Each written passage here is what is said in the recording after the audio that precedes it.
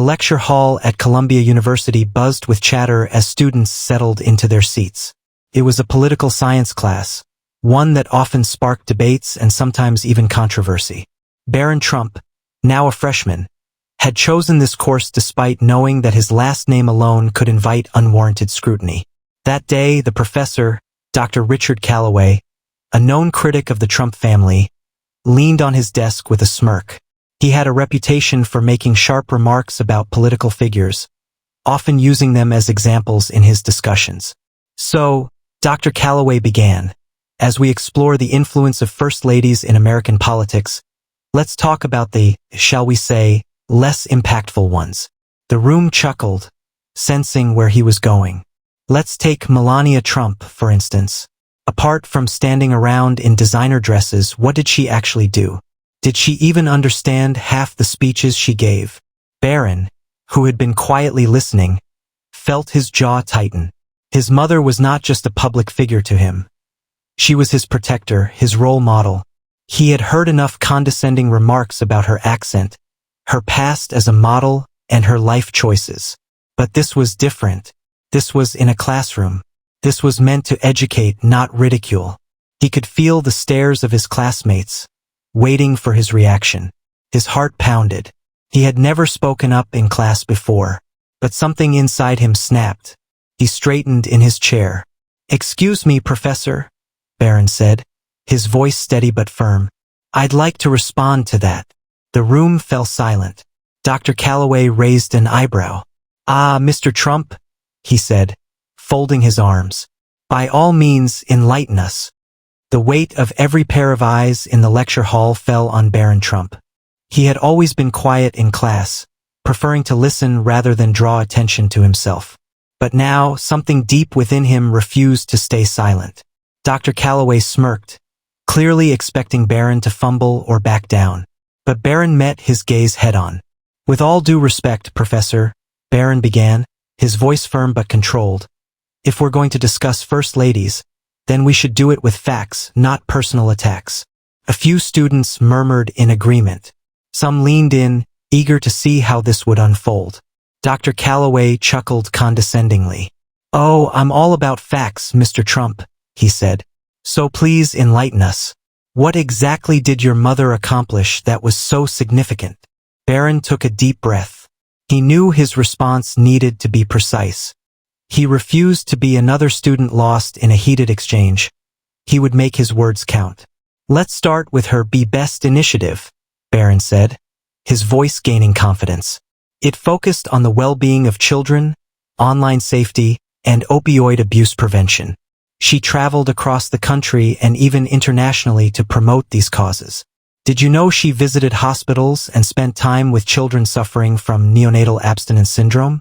Or that she personally met with tech giants to advocate for better online protections for kids? The professor's smirk wavered slightly, but he quickly countered. "Sure," he said, waving a dismissive hand. "Every first lady has a cause. But let's be honest, Melania was nothing more than a figurehead. She barely spoke in public and rarely took questions." Barron nodded, unfazed. "She speaks 5 languages fluently: Slovenian, English, French, Italian, and German. Can we really call someone uninformed when they can communicate with world leaders in multiple languages?" A murmur rippled through the class. Dr. Callaway hesitated for a fraction of a second before regaining his composure. "Well, being multilingual doesn't mean she made an impact," he said quickly. "She wasn't exactly Michelle Obama." Barron smiled slightly. He had been prepared for that comparison. "True, she wasn't Michelle Obama," he said calmly. "Just like Michelle Obama wasn't Nancy Reagan. And Nancy Reagan wasn't Eleanor Roosevelt. Every first lady has her own style of influence. My mother didn't seek the spotlight the way some others did. But that doesn't mean she was ineffective." The class was silent now. Even students who had laughed earlier were paying close attention. For the first time, Dr. Callaway seemed slightly uncomfortable. He had expected an emotional outburst, not a structured argument. But Barron wasn't finished yet. Barron felt the energy shift in the room. The laughter had faded, replaced by an air of curiosity. Even those who had smirked at the professor's jab were now focused entirely on him. Dr. Calloway cleared his throat, attempting to regain control of the discussion. "All right, Barron," he said, folding his arms. "Let's say Melania had a noble cause, but impact is measured by results. What real change did she bring?" Barron didn't hesitate. "You mean results like raising awareness about cyberbullying at a time when online harassment is at an all-time high?" he countered. "She stood up against social media toxicity even when people mocked her for it." A few heads nodded. It was ironic. Some of the very people who had ridiculed Melania's campaign against cyberbullying were now listening intently as Barron defended it. "She worked with the Department of Health and Human Services to help children affected by the opioid crisis," Barron continued. "She visited border facilities to highlight the conditions of migrant children and pushed for better humanitarian efforts. And let's not forget, she was the only First Lady to ever speak at the United Nations about the well-being of children worldwide." Dr. Calloway adjusted his stance. "All right, she had some involvement, but let's be real. Most of her influence came from being married to a powerful man. Would anyone care about her if she wasn't Mrs. Trump?" Barron exhaled sharply, suppressing a smile. He had been waiting for that argument. "That's an interesting point, Professor," he said.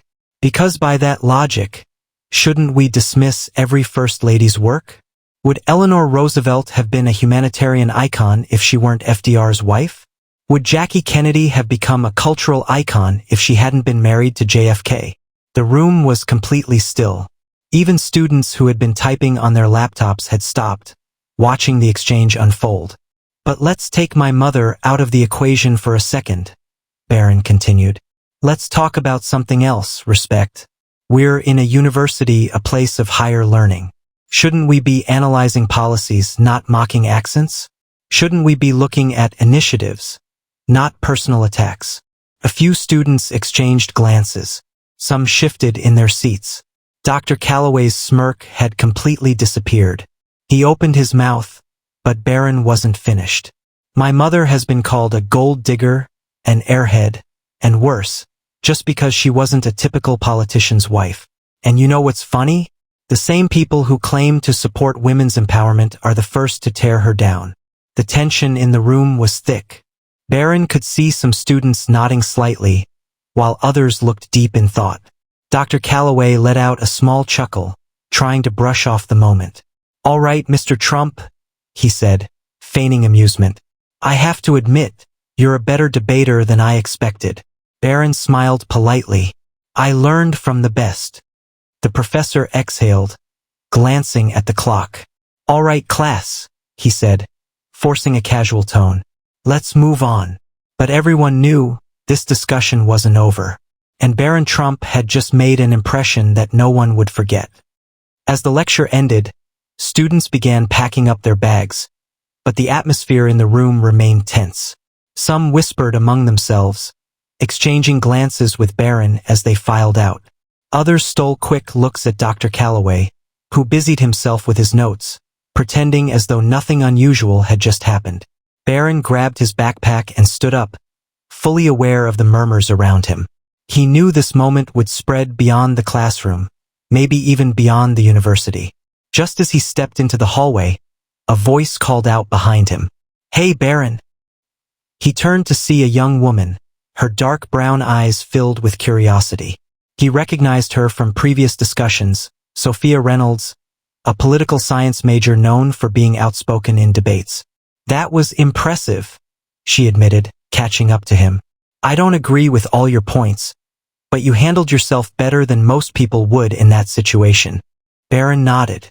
"I wasn't looking for a debate, but when people attack my mother without basis, I won't stay silent." Sophia smiled slightly. "I get that, but you realize Calloway won't let this go, right?" Barron shrugged. "That's his problem, not mine." Just then, another student approached, James Harper, a self-proclaimed progressive who had often criticized the Trump family in class.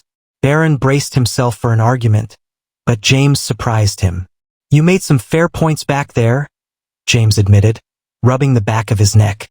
"I still don't like your dad, but..." You weren't wrong about the hypocrisy in how people treat Melania. Barron studied him for a moment, sensing sincerity in his voice. Appreciate that. Sophia smirked. Looks like you're winning over some unlikely fans. Barron chuckled.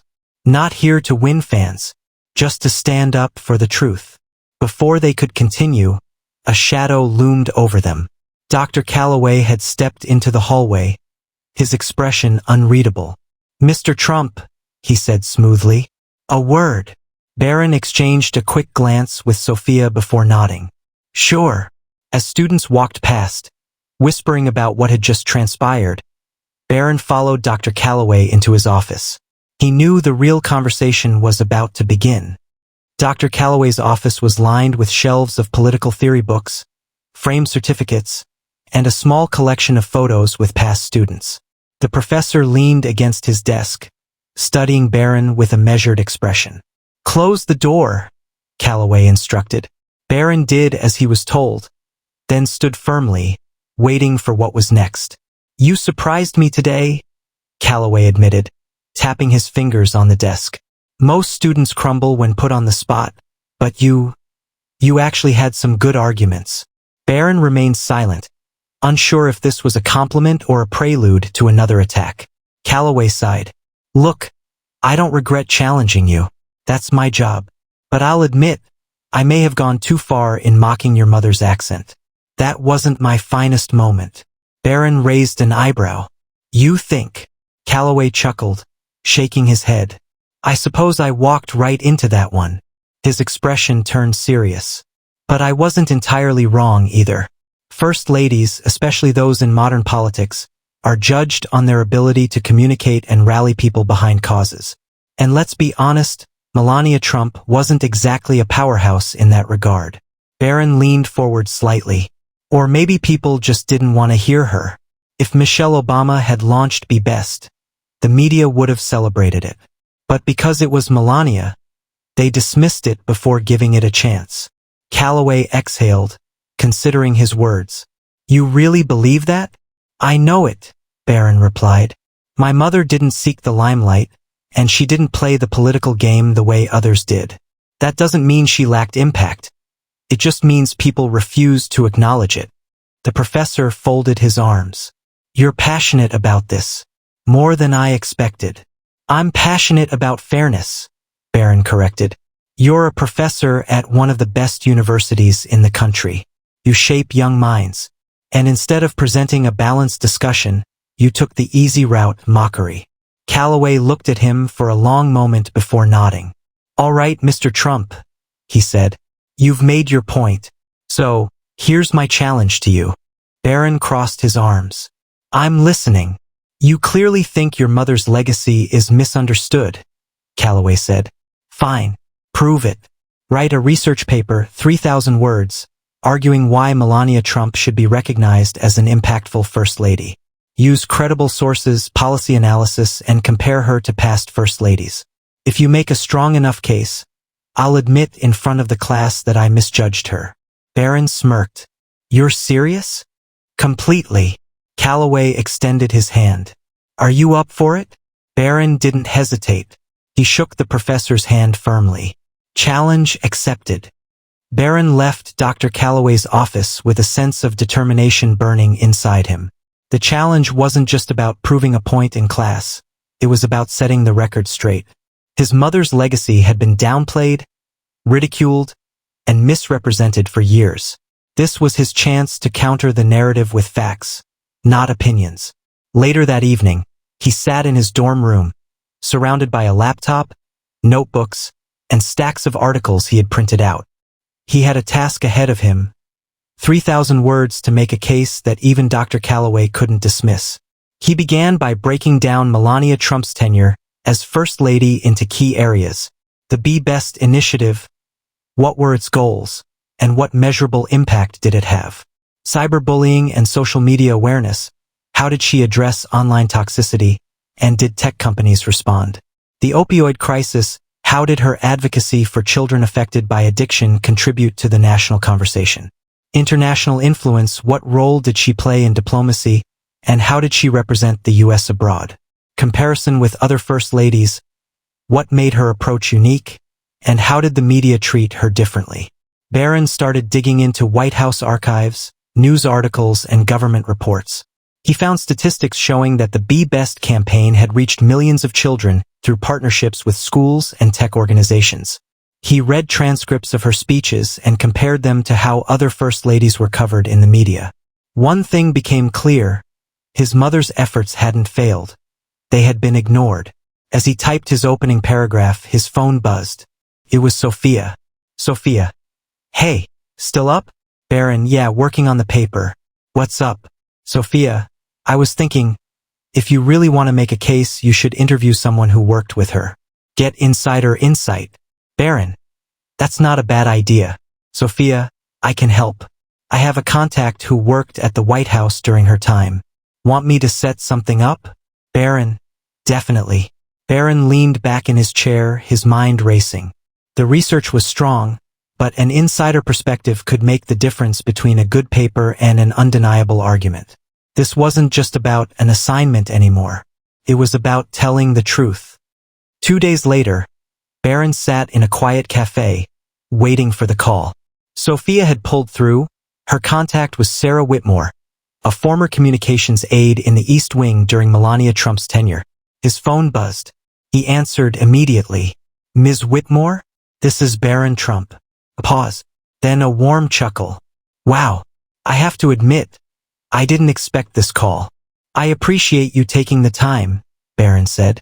I'm working on a research paper about my mother's contributions as First Lady, and I want first-hand insight from someone who was there. Sarah hesitated for a moment, then said, I'd be happy to help, but let me be honest with you, Barron, your mother was one of the most misunderstood First Ladies in history. People assumed she was cold or uninvolved just because she wasn't a politician. Barron leaned forward, intrigued. What was she really like behind the scenes? Sarah sighed. She was focused. Every initiative she took on, she personally invested time in. I was in meetings where she demanded actual results, not just press releases. When she worked on the opioid crisis, she spoke directly to recovering addicts and medical professionals. When she advocated for online safety, she pushed tech executives harder than some senators did. But the media never cared to cover that side of her. Barron frowned. Why do you think that was? Sarah didn't hesitate. Politics. She didn't fit the media's preferred narrative. If she had been a Democrat's wife, they would have praised her for tackling social media toxicity. But because she was married to your father, they mocked her accent and called her a hypocrite. The truth is, she genuinely cared about protecting children from the dangers of the modern world. Barron took notes rapidly, absorbing every word. What's something about her work that most people don't know? Sarah thought for a moment. Here's something no one talks about. She personally wrote letters to parents who lost children to opioid overdoses. She didn't announce it publicly, didn't do it for PR. She just did it because she cared. Barron felt a lump in his throat. He had known his mother was compassionate, but hearing it from an outsider made it even more real. Sarah continued. She visited child welfare centers without cameras.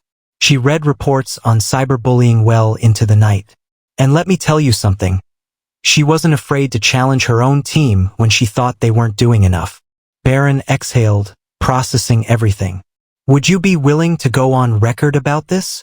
Sarah hesitated, then said, I'll give you a statement you can quote, but be prepared. Your professor may not like what you find. Barron smirked. That's fine. The truth isn't about what he likes. As he ended the call, he realized something.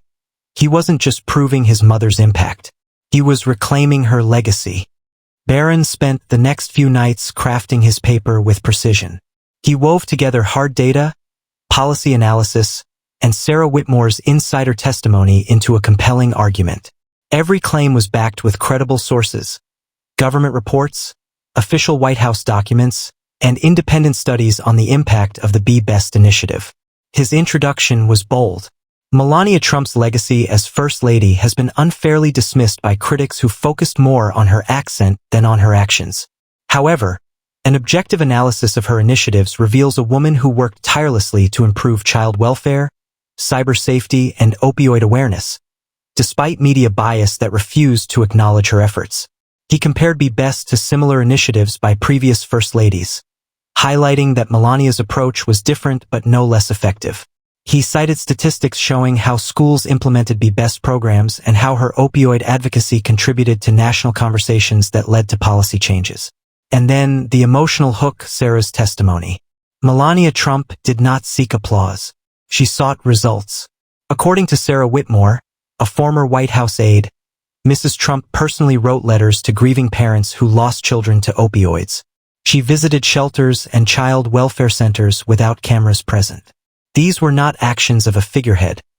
They were actions of a woman who cared more about making a difference than making headlines. When he finished writing, he sat back and read through it once more. It was bulletproof.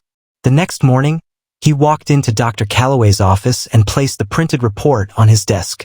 Calloway picked it up, glanced at the title, then smirked. "You actually did it."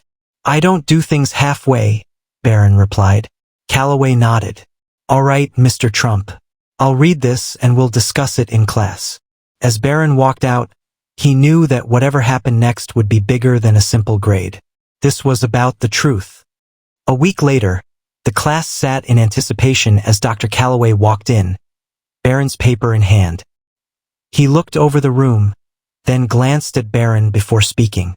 "Well, class, I have to admit, I gave Mr. Trump a challenge and he delivered." A few students exchanged glances. Calloway continued, flipping through the pages. His research was thorough. He presented factual evidence, he cited credible sources, and, this is rare, he actually included testimony from someone who worked closely with the subject. "That's impressive." Barron remained still, waiting for the but. Calloway sighed. "I still don't personally believe Melania Trump was as influential as some other First Ladies. However," he glanced at Barron, "I also can't deny that she was treated unfairly in public discourse. And Mr. Trump here made a strong enough case that I'm willing to say, I misjudged her." A few gasps echoed in the room. Even Sophia looked surprised. James Harper, the progressive student who had challenged Barron before, raised a hand. "So, does this mean you were wrong about what you said in class?" Calloway smirked. "Let's just say I learned something new." Barron allowed himself a small smile. The truth had spoken louder than bias. Later that day, Sophia caught up with Barron outside class. "Okay, I did not see that coming," she said. "You actually made Calloway admit he was wrong. That never happens." Barron shrugged. "I didn't set out to prove him wrong. I just wanted the truth to be acknowledged." James Harper approached, shaking his head. "Dude, I still think your dad is, well, your dad. But I gotta respect what you did. That took guts." Barron nodded. "Appreciate that." Word of the debate spread across campus, and soon, a student-run blog published an article about how Barron Trump had stood up to a professor's bias and won. Within days, the story gained traction online. Conservative media picked it up, praising Barron for defending his mother's legacy. Even neutral outlets found the story compelling. A young college student, standing his ground, using logic and research to challenge an unfair narrative. A week later, Barron received a text from an unknown number. "Unknown, proud of you. You stood up for what's right. Love, Mom." Barron smiled. His mother rarely reached out in such a direct way, but he knew this moment mattered to her. And as he put his phone away, he realized this wasn't just about one classroom debate. This was about setting the record straight, one truth at a time.